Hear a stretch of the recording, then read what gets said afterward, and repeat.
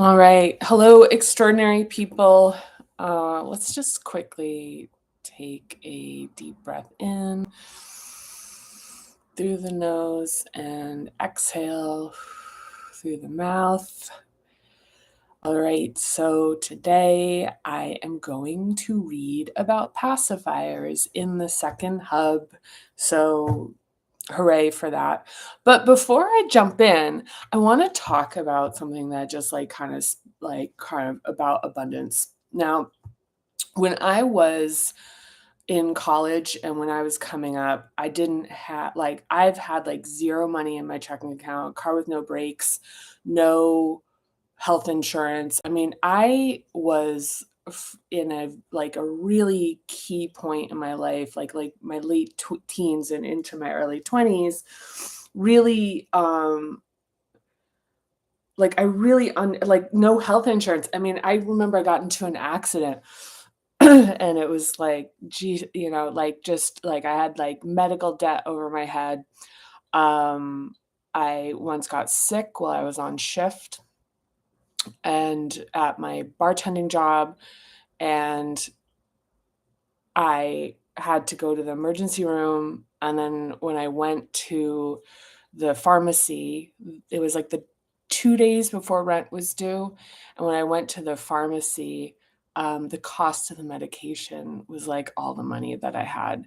And I remember sitting in my car that had no brakes, looking at the wall of the building, the side of the pharmacy, and just being like, just feeling the gravity of the fact that I had no net to catch me and that I was falling, and that there was just like how much like just like and that really created a really deep longing in me to solve that problem. And so I'm a little bit like on a topic right now because and I don't even know. Right now, I'm wondering whether this is even something to talk about or whether it's more for me right now. Because it's kind of like it's really arising in me. And then when I start talking about it, it doesn't, it's really not like catching fire. But the point that I want to make is like, so it happened today. I'll start with it's like, okay, this is how it started. Now this is how it's going. So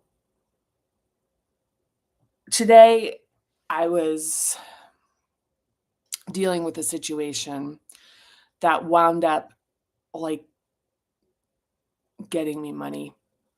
Like I'm like, and so when we're talking about abundance and how to manifest and all this kind of stuff, it's like a lot of what manifestation really is, if not the majority of it, is it's about interfacing with people and in many ways understanding them, understanding your own nervous system regulation, understanding how to create end results that everybody's happy with by and avoiding sabotaging the moment where these decisions are being made and people are making choices about what to give you, how to treat you, what the, the value of interacting with you.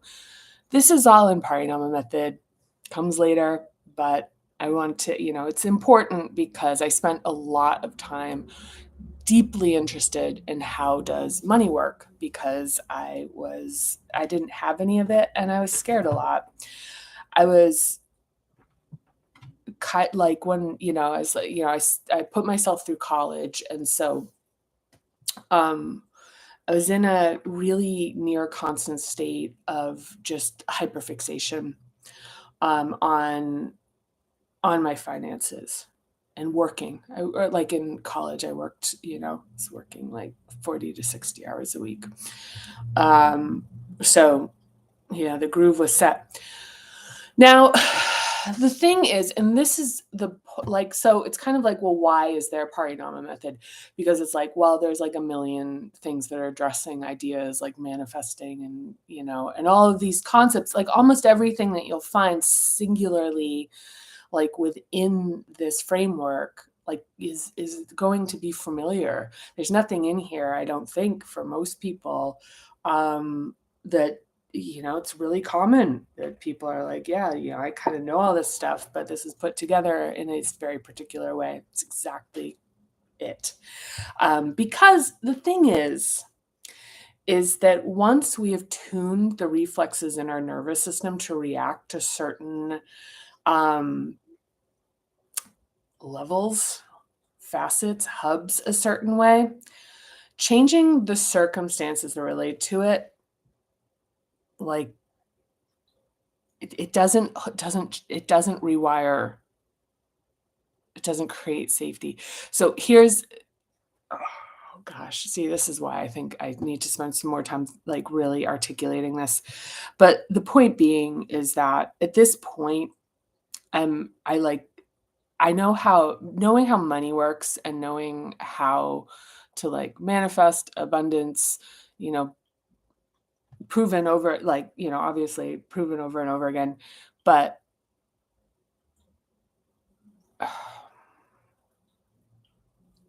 my point is it doesn't solve the underlying problem. The hope that having money is going to make the feelings associated with it go away it doesn't work that way. And this is the part where it kind of helps that people never actually like effectively and sustain manifestation is that it's kind of like where people see successful folks who are kind of like absolutely discouraged and like by the fact that success did not solve the like underlying unrest.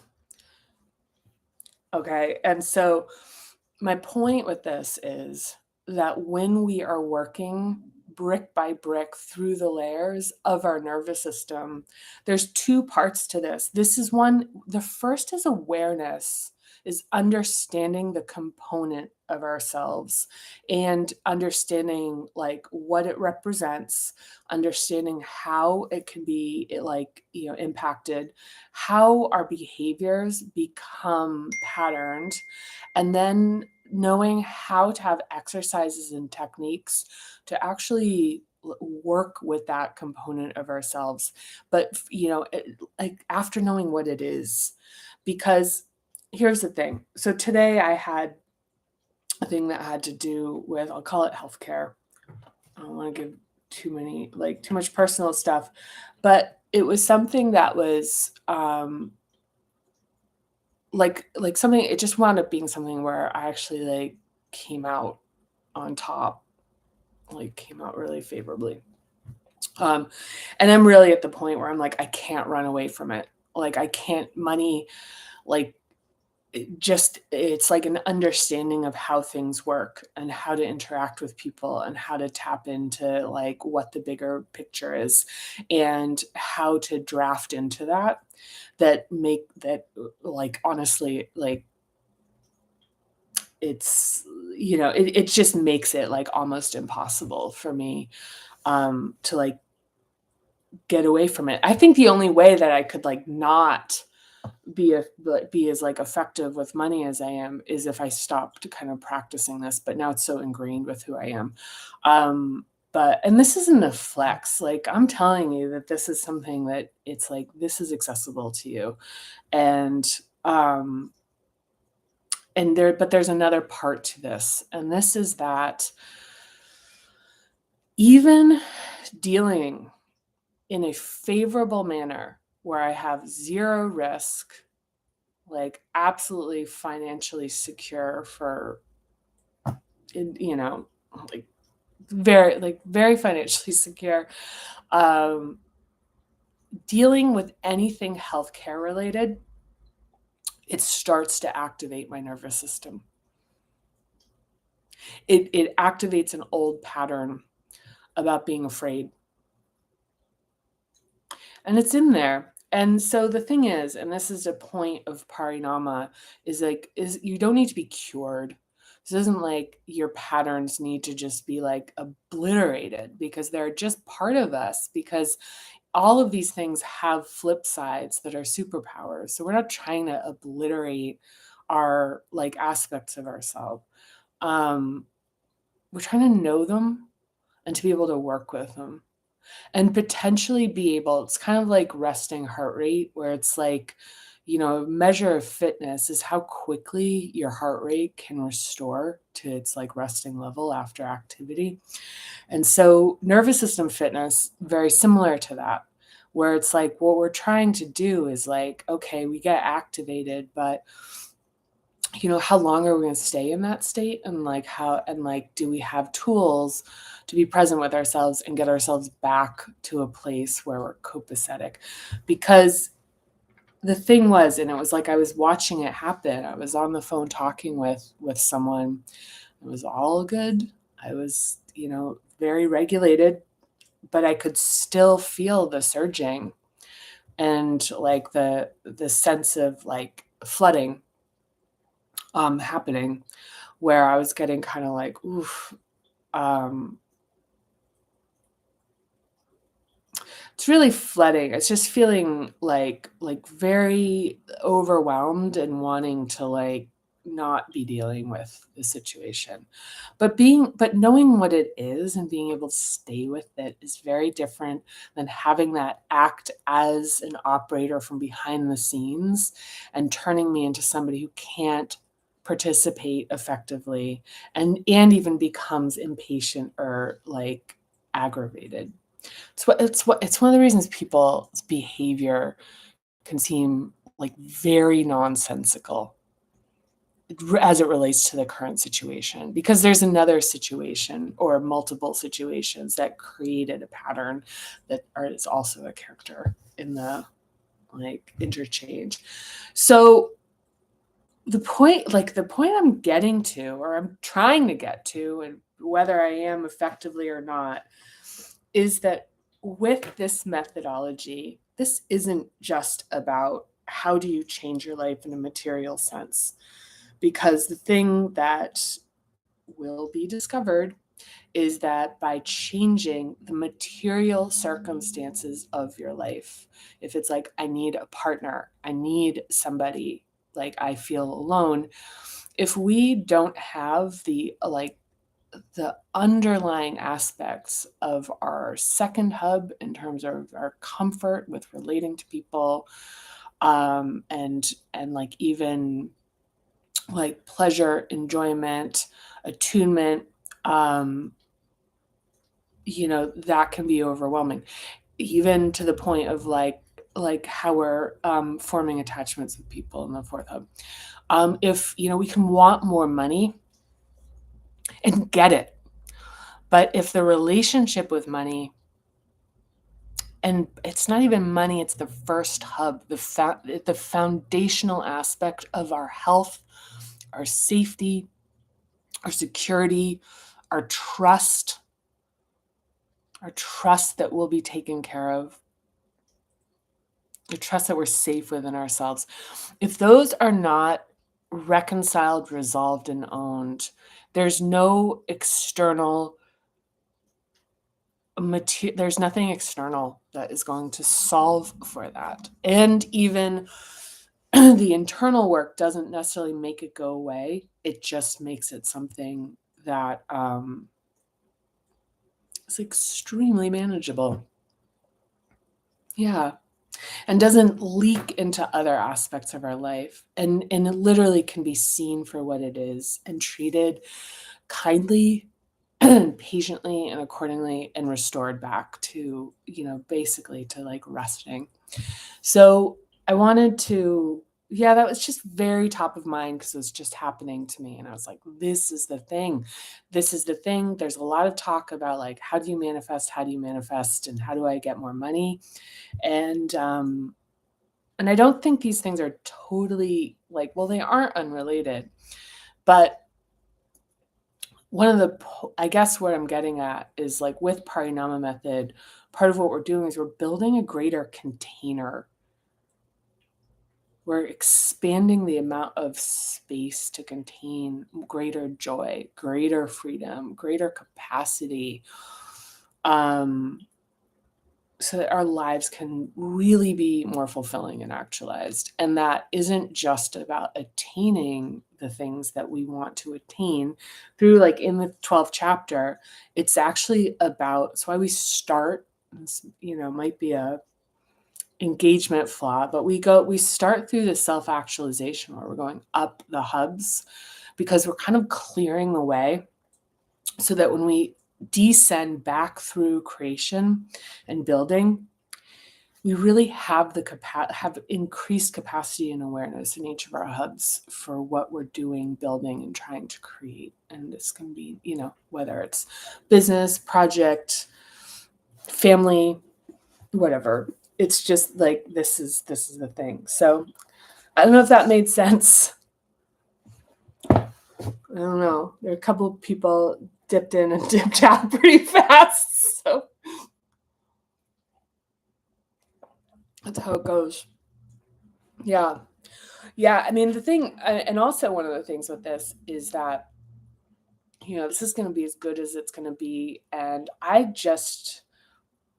bring this up because I think it's important, which is like the whole thing about trying to create things that we think people will like. And as I've been doing a lot with, um, like right now with like things that are like more like marketing with Parinama, it's just being really mindful of how much like social media and marketing is like it, like there's kind of a reining in a very busy space of and trying to really like appeal in a very particular way that I think is worth just like thinking about um before getting too immersed in. So I'm going to read Pacifiers. It's really important.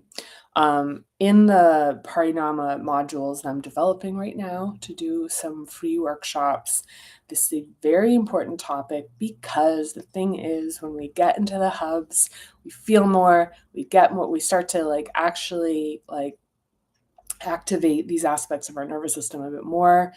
So pacifier use can go up, which can be confusing to people. And by pacifiers, I mean comforts and, we'll get into it. We'll talk about it after.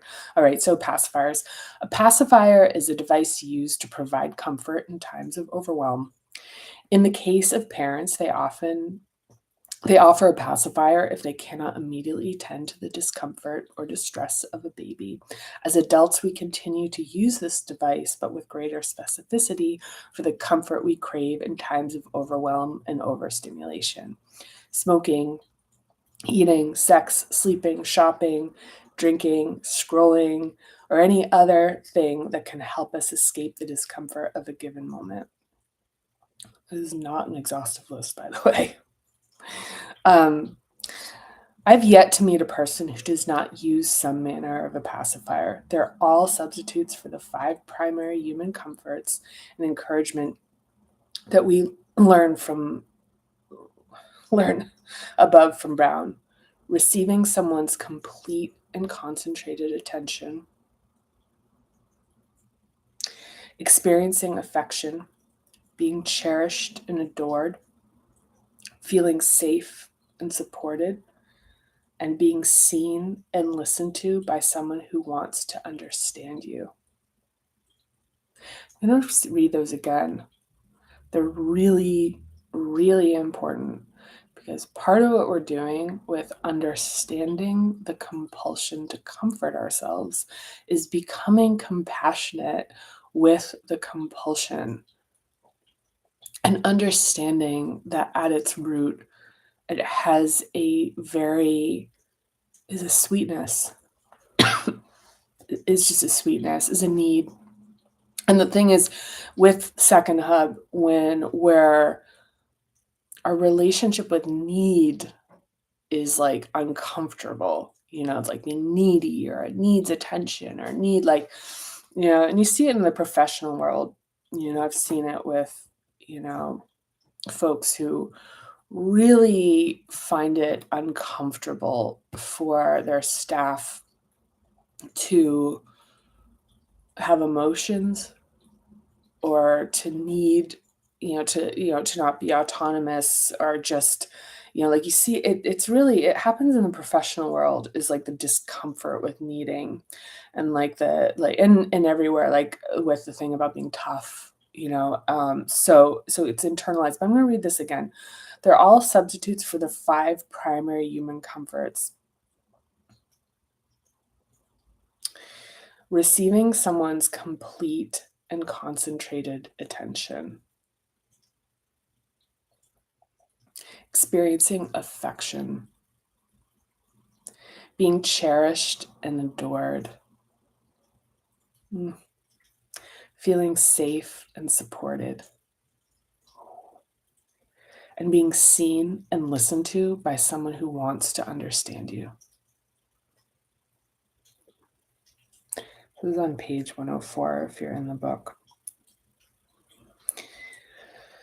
And these experiences are profoundly soothing and satisfying. They differ from pacifiers in that primary comforts lead to a deep sense of satisfaction, completeness, and resolution, while pacifiers leave us craving more.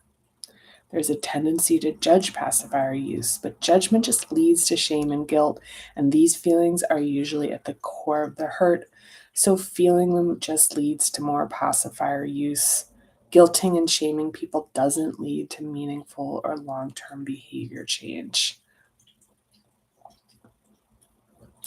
When you think about it, I mean, it's very intuitive that, shaming people or blaming them or making them feel bad, or even with ourselves about the things that we use to comfort ourselves, leads to more usage of it, because what we're doing is we're taking ourselves further and further from receiving someone's complete and concentrated attention, experiencing affection, being cherished and adored, feeling safe and supported, and being seen and listened to by someone who wants to understand you. Guilt and shame is the antithesis of this. So it drives the need, the deeper, and like it increases it rather. So something to consider. Something to consider for ourselves. I'm not even going to talk about for other people. I'm going to talk about for this is really not meant to be about like others first. This is us first, because when we can see this in ourselves, when we can see that, like really find that sweetness of that, of that need, and see it as a child, and imagine a child that you love having that need and treating it with anything other than these qualities, and by juxtaposition seeing in ourselves impatience or intolerance. And by extension, one of the things that does happen is if we've internalized too much of the craving with like in the subconscious, so if we've internalized too much craving and received too much disdain, too much lack of support, there's a good chance that we're going to project that onto other people.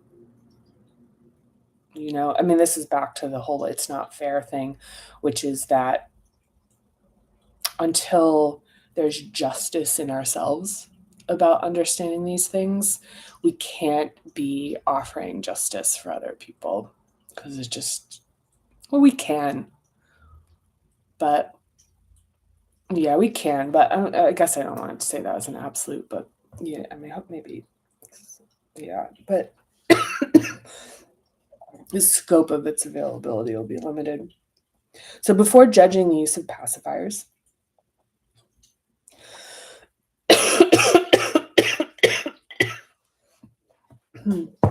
take a break, talk amongst yourselves. All right, I'm back.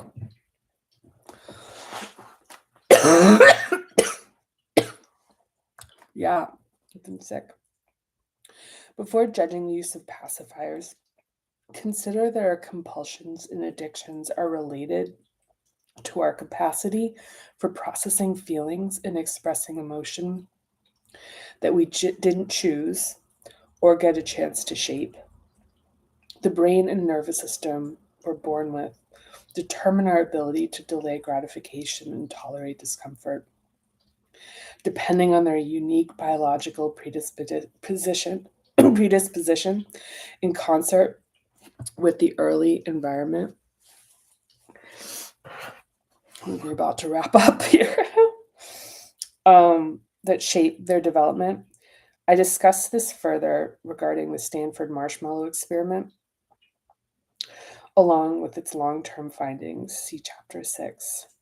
Further complicating matters, the human nervous system cannot evolve at the same rate of change as the increase of stimulation in modern society over the past 100 years. Yeah. Okay, I'm gonna go cough and peace. So, okay. So, thanks for coming along and watching. As always, interaction is appreciated, not required. Does encourage me. And any comments or questions I will respond to. That is my promise.